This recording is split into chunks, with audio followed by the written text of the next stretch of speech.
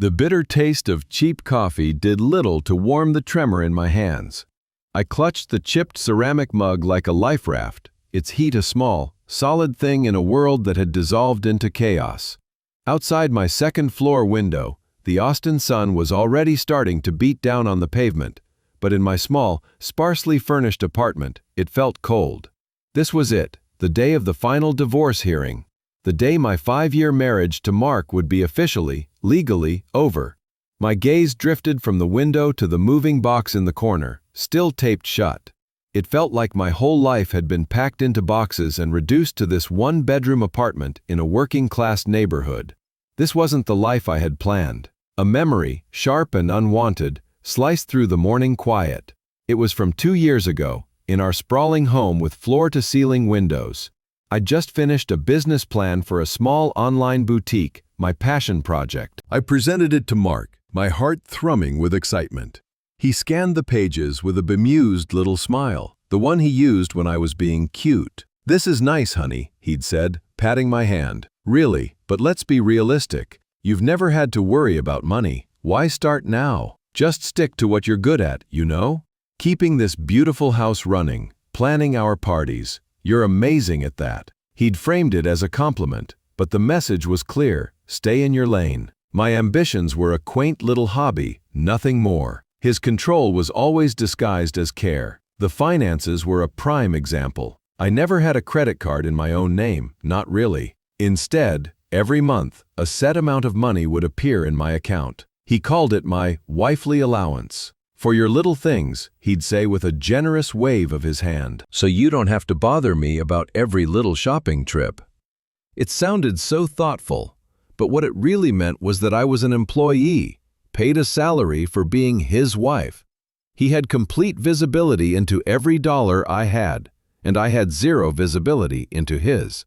He was a charismatic tech salesman climbing the corporate ladder, and I was just his wife, a pretty accessory on his arm at company dinners. I took another sip of coffee, the memory leaving a sour taste in my mouth. He'd spent 5 years telling me I'd be lost without him, that I didn't understand how the real world worked. "It's tough out there, Chloe," he'd lecture, even when I hadn't asked. "You have no idea." The final straw wasn't financial. It was a simple, devastating text message that flashed on his phone late one night while he was in the shower. A message that wasn't meant for me, from a woman named Jessica. It wasn't a one-time mistake. The thread revealed a long-term affair with a younger, more driven colleague from his firm. When I confronted him, he didn't even have the decency to look ashamed. He looked annoyed.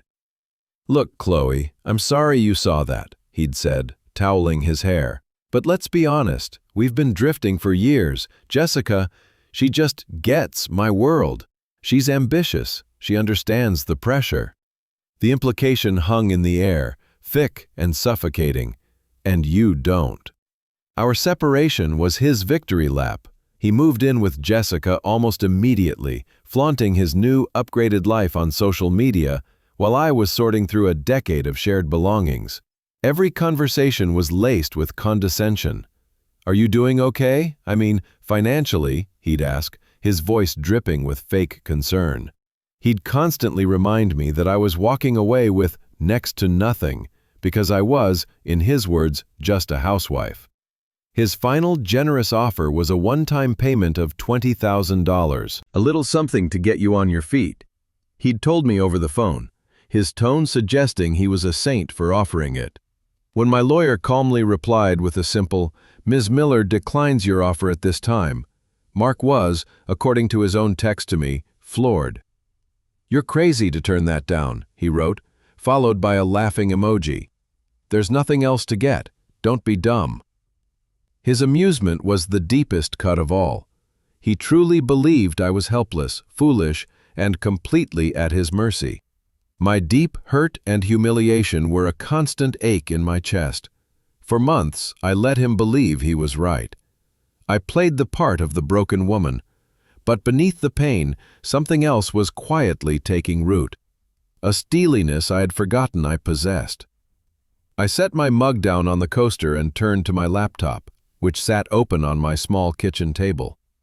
The screen wasn't on a social media site or a job board. It was a complex, data-filled dashboard, glowing with graphs and user acquisition funnels and burn rate charts. I clicked a final button, closing the program down. The screen went black, reflecting my own pale, determined face. "Just a little longer, Mark," I whispered to my reflection, the tremor in my hands finally gone. Just a little longer. The divorce process was a slow, grinding machine that chewed up 18 agonizing months of my life. To Mark, those months were a victory lap. To me, they were my secret boot camp. While he saw a crumbling woman barely holding it together in a cheap apartment, I was quietly laying the foundation for my new life, brick by painstaking brick. It all started with Grandma Rose's inheritance. Mark had known about it, of course. When my grandmother passed away a couple of years before the split, she left me $7,500. I remember telling Mark, and he chuckled, patting my head. "That's sweet, hun. A little pocket money for you." He'd called it pocket money. To him, a man who measured worth in stock options and sales bonuses, it was nothing. To me, it was a seed. It was a lifeline she had left me, and I refused to let Mark's disrespect tarnish it. For months it sat in a separate account he didn't know about, a silent promise I had made to my grandmother and myself. The idea for the hive was born from the very chaos Mark had created. After I left, my life felt like 1,000 scattered pieces. I was juggling addresses to change, bills to set up, legal deadlines, and the faint hope of starting some kind of freelance work. I needed one place to keep it all straight, a digital command center for a life in disarray. I started sketching it out on napkins, then in a notebook, a simple, intuitive app for people like me, the home-based entrepreneurs, the freelancers, the side hustlers who were trying to build something from nothing. It wasn't about revenge, not at first. It was about control. It was about building one clean, organized room in the wreckage of my life. My days were a carefully constructed lie. By night, my tiny living room transformed into a global headquarters. Huddled over my laptop, the screen's blue glow painting my face in the dark, I'd be on video calls with a small team of freelance developers I'd found on an online platform. One was in Ukraine, another in the Philippines. We were a 24-hour operation running on sheer will and a shoestring budget. There were nights I'd get off a call at 3 a.m., my eyes burning, only to fall into bed for a few hours before the sun came up, my brain still debugging code in my dreams. My only local accomplice was David, an old friend from my college days at UT. He was a sharp intellectual property lawyer now, and when I first called him, voice trembling, and laid out my idea, he didn't laugh. He listened. "Chloe, this is solid," he'd said, his voice steady and reassuring. We'd meet in nondescript coffee shops far from our old neighborhood haunts. Over the scent of dark roast and a constant stream of paranoid glances toward the door, he helped me form Hive Solutions, LLC. He walked me through every step to make sure the company, the idea, and every line of code was ironclad, registered solely under my name, and funded exclusively by my non-marital inheritance. "We have to build a legal fortress," he'd told me, "because if this thing takes off, he'll come for it." The closest I came to disaster happened on a Tuesday. I was deep in a planning session, my second monitor, a cheap one I bought refurbished, displaying user flowcharts.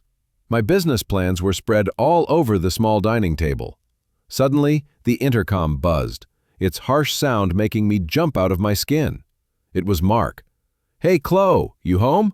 Just need to grab my old golf clubs from the storage locker." Panic seized me. I threw a tablecloth over the papers, frantically unplugged the second monitor and slid it under the sofa, and slammed my laptop shut. I took a deep breath, mussed my hair to look believably disheveled, and buzzed him in.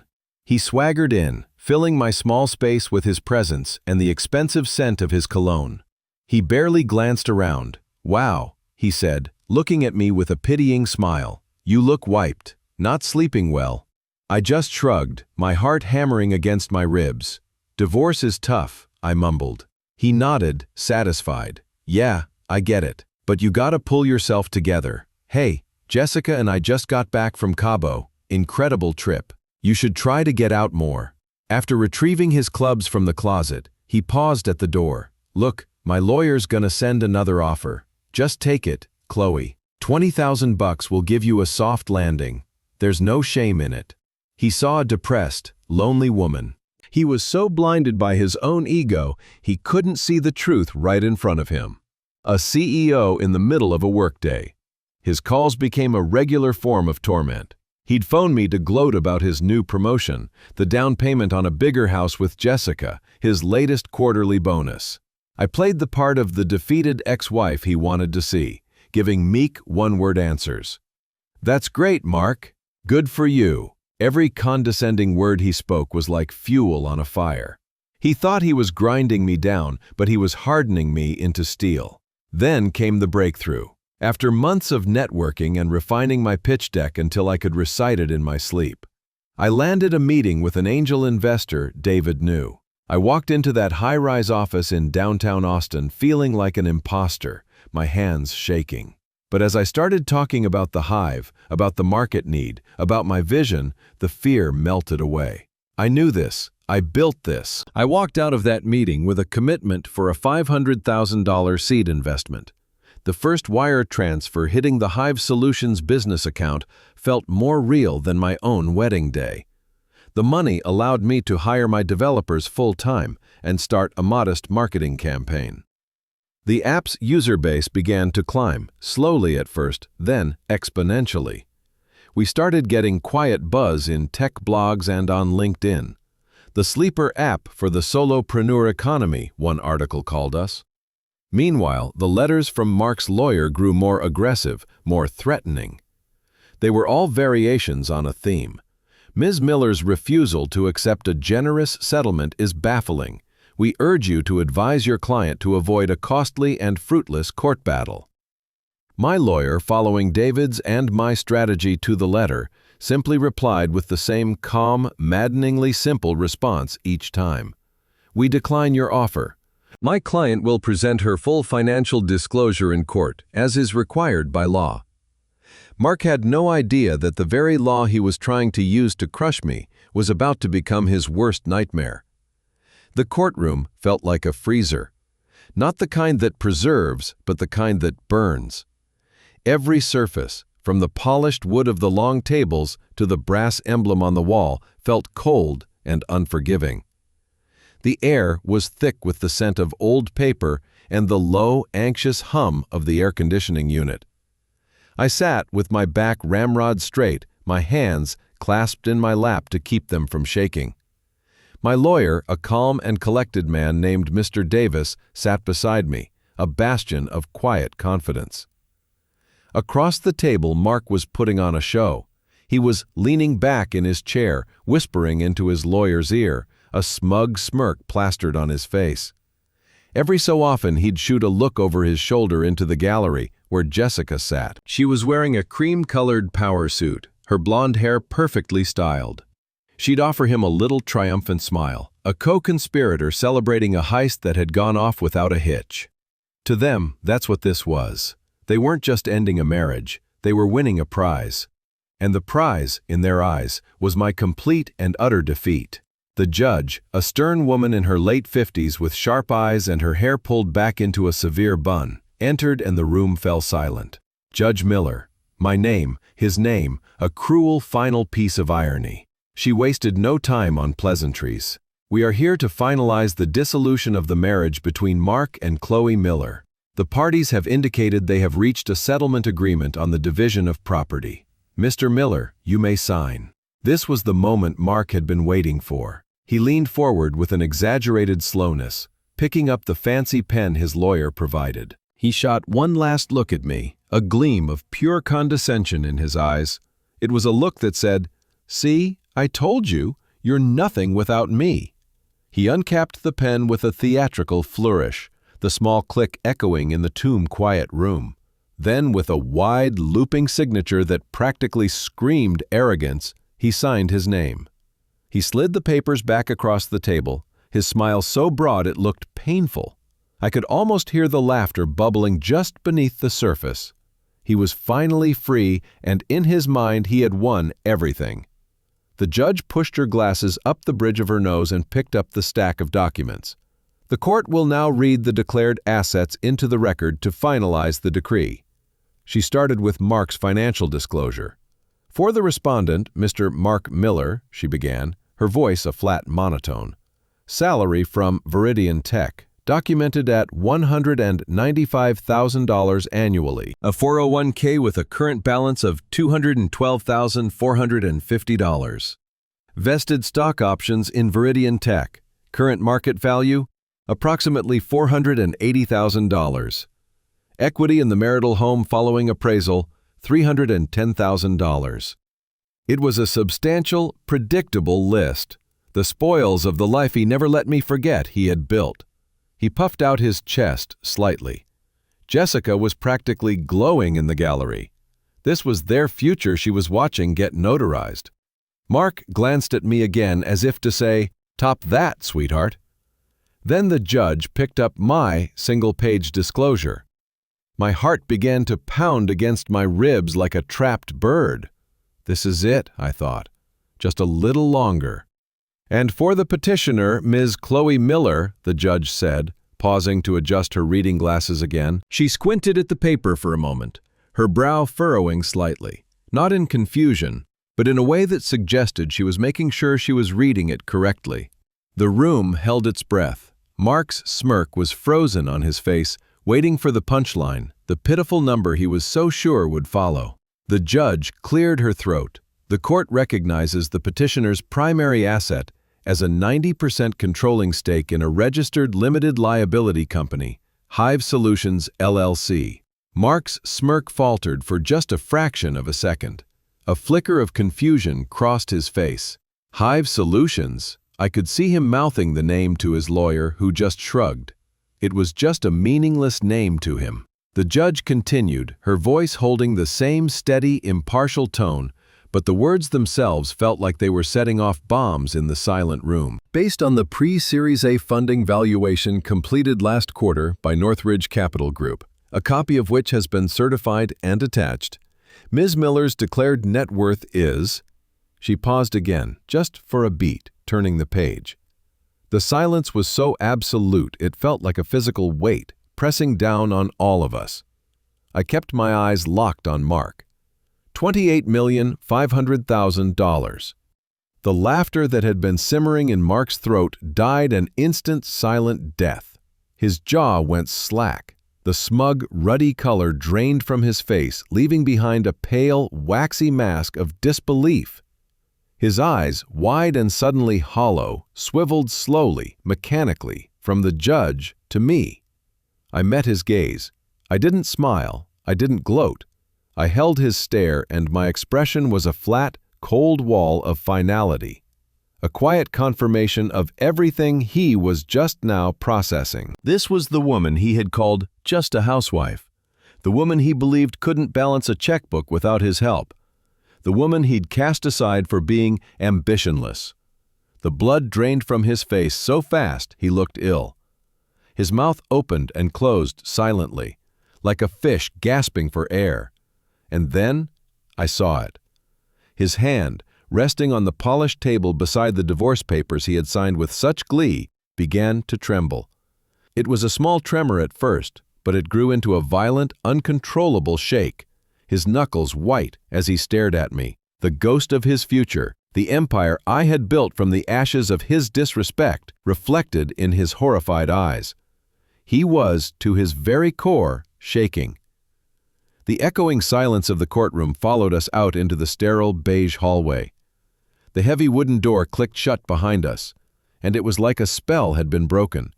Mark, who had been frozen solid in his chair, suddenly sprang to life. His face, which had been a mask of chalky white disbelief, was now twisted with a furious, ugly red. Jessica scurried behind him, her triumphant smirk long gone, replaced by a look of confusion and panic. "Chloe!" he barked, his voice cracking. He lunged toward me, grabbing my arm. I flinched, not from fear, but from the sudden, unwanted contact. His grip was tight, desperate. $28 million? "Are you kidding me?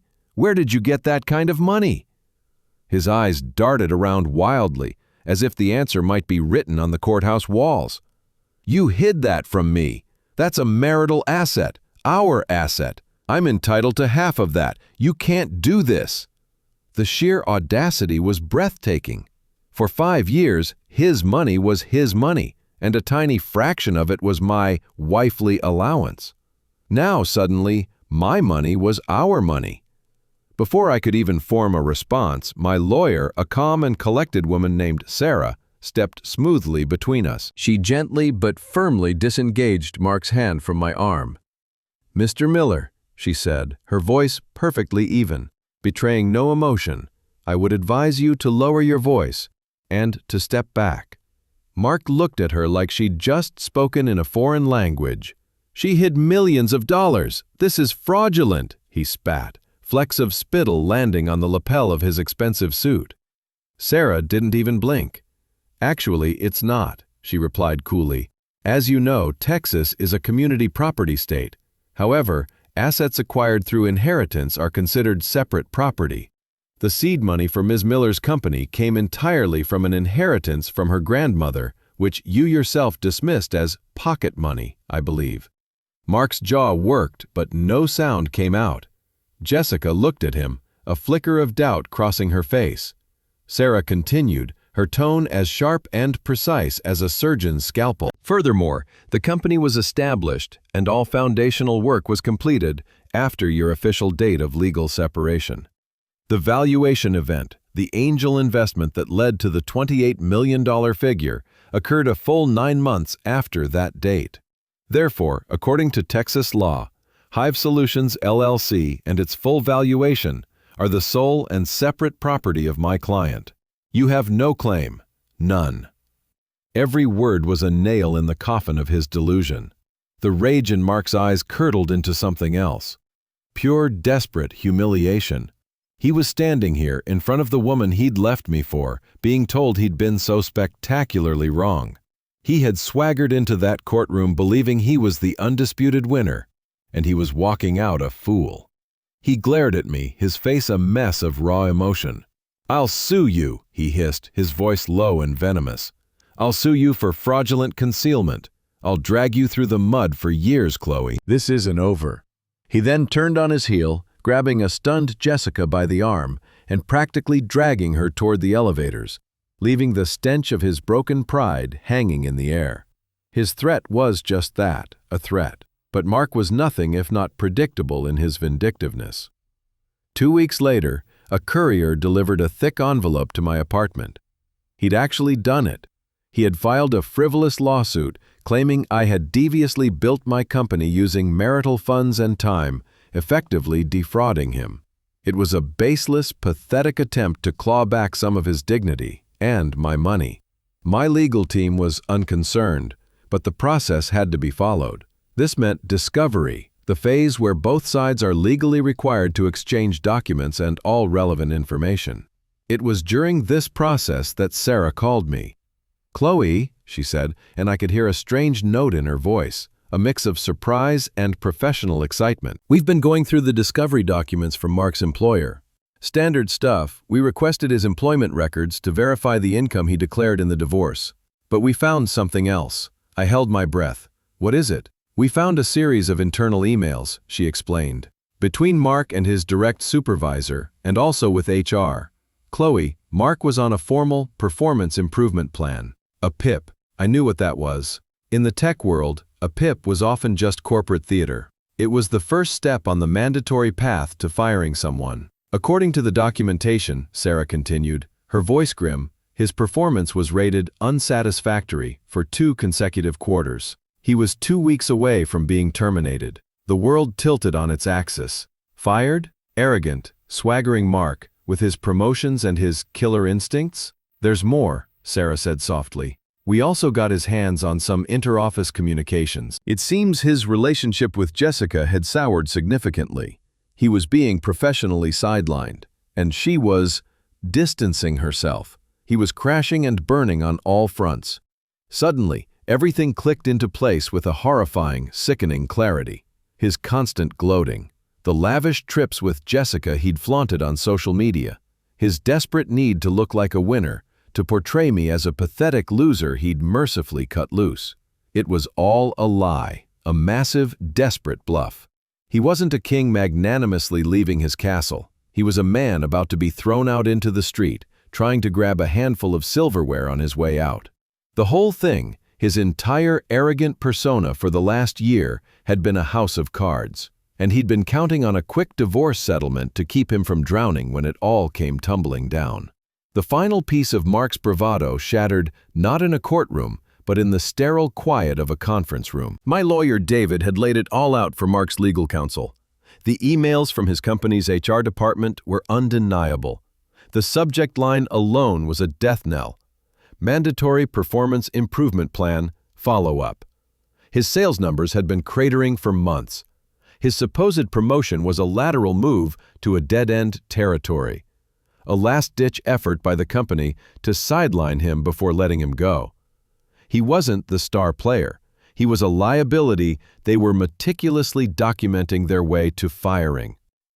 The frivolous lawsuit he'd filed against me, his last desperate attempt to claw at my success, evaporated like mist in the Texas sun.